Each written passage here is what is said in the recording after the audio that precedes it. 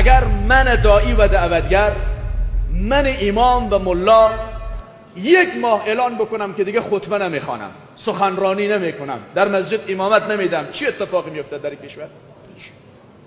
خب مردم میگه 1 ماه سخنرانی گوش نمیکنم، میگم میرم نماز خود تنها در مسجد میخوانم، هرگز امامت ندی، برو مولوی صاحب هر جا که میری. ولی اگر 1 ماه اتباع اعتصاب بکنه بگه ما تداوی نمیکنیم در وطن، میفهمی چی اتفاق میفته؟ دانشمند تو طبیبی هستی که سری انسان رو باز میکنی، جگری انسان رو باز میکنی، وجودی انسان رو پاره میکنی، به اسرار خدا در داخل بدن انسان پی میبری. تو هستی دانشمند، نه من.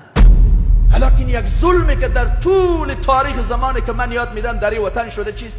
همیشه ما اهل دین و ملا هر جا بلند شدیم گفتیم که علما یعنی فقط منظور مولوی صاحب است. بس نه عزیز برادر، دکتر صاحبم عالم است، قابل احترام است، دانشمند است.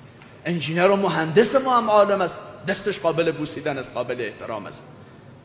اون صنعتگر و تکنیکگر ما هم صاحب دانش است، قابل احترام است. کلی این تنها به من نیست.